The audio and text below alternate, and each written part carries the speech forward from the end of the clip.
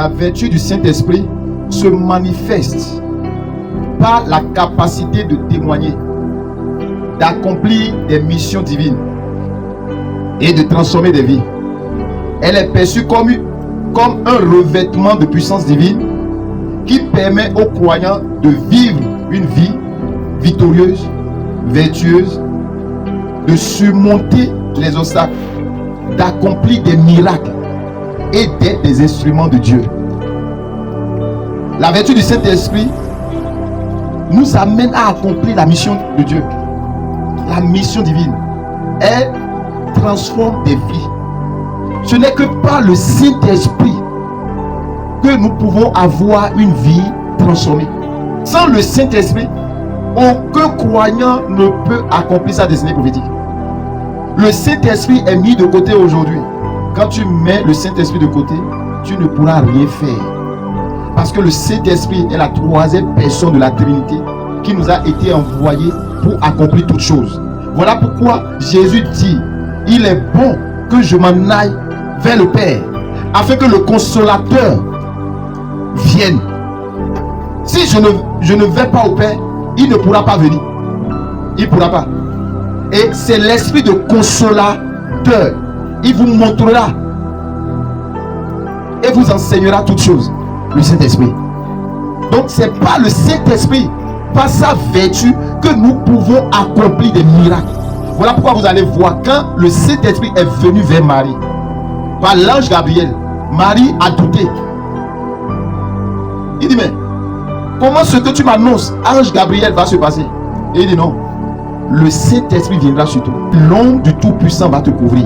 Est-ce que vous voyez? Donc le Saint-Esprit est là pour agir. Le Saint-Esprit est la personne la plus importante sur la terre, a dit le docteur Miles Monroe.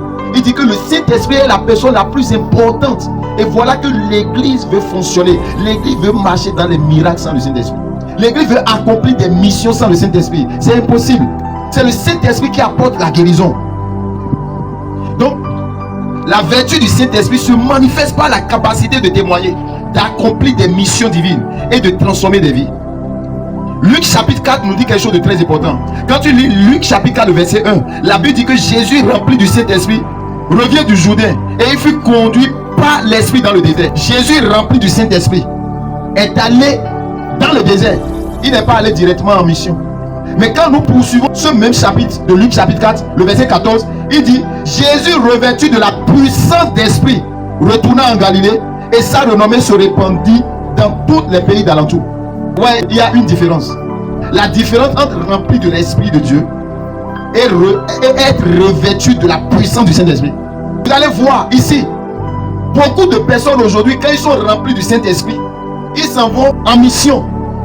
Voilà pourquoi nous avons la honte et nous ne manifestons pas la puissance de Dieu. 2 Corinthiens chapitre 4, le verset 20 dit quelque chose de très fort. Il dit, car le royaume de Dieu ne consiste pas en parole, mais en puissance. Et acte 1, verset 8 dit quoi? Vous recevrez une puissance et vous serez mes témoins. Beaucoup d'entre nous, nous sommes remplis du Saint-Esprit, mais nous ne sommes pas revêtus de la puissance du Saint-Esprit. Si tu es rempli, du Saint-Esprit, tu manifestes les vertus. Mais quand tu es revêtu de la puissance du Saint-Esprit, tu parles avec autorité. Voilà pourquoi je viens de dire tout à l'heure que Jésus était rempli du Saint-Esprit et il est conduit au désert. Mais il est ressorti du désert revêtu de la puissance du Saint-Esprit. Voilà pourquoi partout il partait, par la vertu du Saint-Esprit, c'est-à-dire la puissance du Saint-Esprit, il guérissait les malades, il parlait avec autorité, il enseignait avec autorité et assurance. Les démons pouvaient trembler devant Jésus. À cause de quoi? À cause du revêtement de la puissance. Le Saint-Esprit est la source de la force spirituelle nécessaire pour vivre une vie transformée, une vie authentique. Il transforme nos faiblesses en force. Quand la vertu du Saint-Esprit descend sur toi, elle transforme ton cœur. Jésus est rentré dans le désert rempli du Saint-Esprit, mais il sort du désert revêtu de la puissance. Donc la puissance du Saint-Esprit est un revêtement. Le Saint-Esprit est une personne. C'est le gouverneur de Dieu, du royaume des cieux sur la terre. Il est là pour nous guider. Il est là pour nous montrer le chemin, nous orienter. Donc nous ne pouvons rien sans lui, parce qu'il est la troisième personne de Dieu, de la Trinité. Il connaît là-bas plus que nous. Voilà pourquoi Jésus a dit à son sujet, qui va nous conseiller, qui nous montrera la voie à suivre, qui va nous enseigner toutes choses venant de lui et nous dira les choses à venir. C'est pas la vertu du Saint-Esprit que tu peux accomplir la mission divine. Le Saint-Esprit rend la parole de Dieu efficace, fait que la parole de Dieu devient chère. Nous la vivons. C'est le Saint-Esprit qui rendra la parole de Dieu efficace dans ta vie. Donc le Saint-Esprit permet d'avoir une vie victorieuse. La vertu du Saint-Esprit permet de surmonter les obstacles, d'accomplir des miracles. Donc tu ne peux pas avoir le Saint-Esprit sans accomplir des miracles. C'est impossible. C'est impossible. Et te permet d'être un instrument efficace dans la main de Dieu. Le Saint-Esprit nous aide à accomplir des missions impossibles et à annoncer la parole de Dieu avec autorité et assurance, en la confirmant par des miracles. Voilà pourquoi Jésus a dit aux apôtres, allez m'attendre dans la chambre haute, afin que le Saint-Esprit descende sur vous. Et quand ils sont restés dans la chambre haute, ils ne sont pas sortis faire miracle. Ils sont restés là jusqu'à ce que le revêtement du Saint-Esprit est descendu comme des lampes de feu sur eux. Pierre, qui avait peur de parler, il a reçu la puissance et il a parlé. Et cette puissance, ce revêtement de puissance, a amené Pierre à parler à cet homme qui était à la devanture du temple. La Bible dit qu'il était là depuis des années, perclus des deux pieds, il ne pouvait pas marcher. Mais quand Pierre, après avoir été revêtu de la puissance du Saint-Esprit, il a manifesté l'autorité, il a exercé l'autorité. Et il voit et dit, je n'ai ni or ni argent à te donner, mais ce que j'ai, au nom de Jésus, lève-toi et marche. Lève-toi et marche. C'est ce qu'il a dit. Et la Bible dit que ce dernier s'est levé et il a commencé par marcher. La vertu du Saint-Esprit te confère un revêtement de puissance pour que tu puisses agir avec autorité, pour que tu exerces ton mandat de domination, tu exerces l'autorité spirituelle que Dieu t'a donnée. Regardez Jésus, il était rempli du Saint-Esprit. Quand il a eu la mission, sa mission, il a reconnu devant Jean-Baptiste. Il dit, voici l'agneau qui ôte le péché du monde. Et le Saint-Esprit est descendu sous forme de colombe sur Jésus. Il dit, voici mon fils bien-aimé, en qui j'ai mis toute mon affection.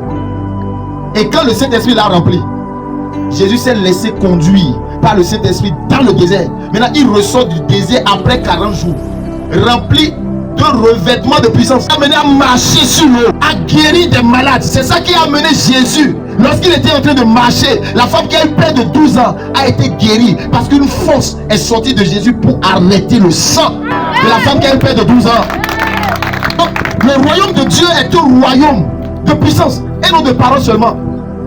Lorsque le Saint-Esprit, la vertu du Saint-Esprit te saisit, tu manifestes, tu annonces la parole de Dieu avec autorité, avec assurance, et tu confirmes la parole de Dieu avec la démonstration et tu confirmes les miracles. Donc si on me dit que je suis enfant de Dieu, je dois écouter la parole de Dieu sans aimer le miracle, je suis désolé. Le miracle fait partie de notre nature spirituelle. Le miracle, c'est notre quotidien. Avec la vertu du Saint-Esprit, le surnaturel devient naturel. Le surnaturel devient naturel. Aucun démon ne peut te résister à cause de ce revêtement-là. Le secret de la vertu du Saint-Esprit réside dans une vie de consécration, de prière et de dépendance à Dieu à travers la sainteté, la foi et l'obéissance. Voilà pourquoi, si nous voulons la vertu du Saint-Esprit, nous devons avoir une vie de consécration. Nous devons avoir une vie de prière. Nous devons être dépendants de lui, de Dieu. Parce que quelqu'un qui est dépendant de Dieu va forcément manifester la puissance de Dieu. Gloire à Dieu. Donc nous sommes dépendants de Dieu à travers la sainteté, la foi et l'obéissance. Parce que si le Saint-Esprit te conduit quelque part, tu ne dois pas lui résister. Quand tu lui résistes, tu ne manifesteras plus la puissance. Voilà pourquoi quand Jésus était rempli du Saint-Esprit là, et le Saint-Esprit l'a conduit dans le désert, il n'a pas résisté. Et il est ressorti, pas rempli du Saint-Esprit, mais maintenant revêtu de la puissance. La Bible dit que quand la vertu du Saint-Esprit s'est emparée de Samson, auprès d'une vallée, Samson trouva une mâchoire d'âne. Pas cette mâchoire d'âne. La Bible dit que Samson a tué 1000 Philistins. Lui seul. La vertu du Saint-Esprit te conduit toujours dans la victoire. Tu ne peux pas avoir le Saint-Esprit et vivre une vie d'échec. une vie d'oppression, une vie de mendicité, une vie misérable. C'est impossible. Donc nous avons besoin de la personne du Saint-Esprit. Voilà pourquoi nous devons être dépendants de lui. Posons-nous vraiment la question de savoir si la vertu du Saint-Esprit est en nous. Si nous sommes revêtus, tu ne peux pas être revêtu de la puissance du Saint-Esprit et drainer la maladie pendant des mois, des années. Non. Bien-aimé, Éphésiens chapitre 5 verset 18. Il dit, ne soyez pas enivrés du vin seulement, c'est de la débauche. Soyez au contraire remplis du Saint-Esprit. Soyez au contraire remplis du Saint-Esprit. Quand quelqu'un est rempli du Saint-Esprit, toute parole qui sort de sa bouche est une parole d'autorité, capable de renverser les situations. Tu vas accomplir des miracles, transformer des vies. Avec une mâchoire d'âne, Samson a tué 1000 Philistins. Et dis-moi, quand la vertu du Saint-Esprit est venue sur Josué, vous avez vu ce que Josué a fait? Josué a arrêté le soleil. Il a parlé au soleil, le soleil a obéi. La lune a suspendu sa course. Quand tu es revêtu de la puissance du Saint-Esprit, la nature t'obéit. Il dit, car je n'oserais mentionner aucune chose que Christ n'a faite par moi pour amener les païens à l'obéissance, à la parole et par les actes. C'est l'apôtre Paul qui parle. Par la puissance des miracles, par des prodiges, par la puissance de l'Esprit de Dieu, en sorte que depuis Jérusalem et les pays voisins jusqu'en Syrie, j'ai abondamment répandu l'évangile de Christ. Et les gens qui veulent aller témoigner de Dieu sans aucune puissance, nous avons affaire à des puissances, à des dominations, parce que l'esprit de domination dans les ténèbres bouche les oreilles des gens, ferme le cœur des gens à être incrédules face à l'évangile. Donc l'évangile, c'est la puissance de Dieu. C'est pas seulement en parole. Si je te dis que Dieu est capable de rendre quelqu'un qui est stérile, de rendre quelqu'un qui était stérile en une femme enceinte, c'est que je dois pouvoir démontrer. C'est ça l'évangile. Et l'apôtre Paul a dit qu'il a prêché l'évangile avec puissance, pas de miracle. Et on me dit, vous suivez miracle, vous suivez miracle. Il faut suivre miracle. Miracle, c'est ton héritage, c'est ton partage, c'est ton pain quotidien. Les gens sont malades, on leur dit Jésus les aime. Et après, si Jésus l'aime, démontre que Jésus l'aime en guérissant ce dernier. Il n'ose pas partir parce qu'il n'a pas été revêtu de la puissance du Saint-Esprit. Donc pour rentrer dans le ministère, c'est pas je suis rempli du Saint-Esprit, je vois bien. Non, il faut être revêtu de la puissance. Et il faut attendre, comme l'apôtre Paul, Pierre, ils ont entendu, les disciples, les apôtres ont entendu dans la chambre haute, jusqu'à ce que le Saint-Esprit est descendu sur eux comme des langues de feu. Et ils ont commencé par parler de nouvelles langues.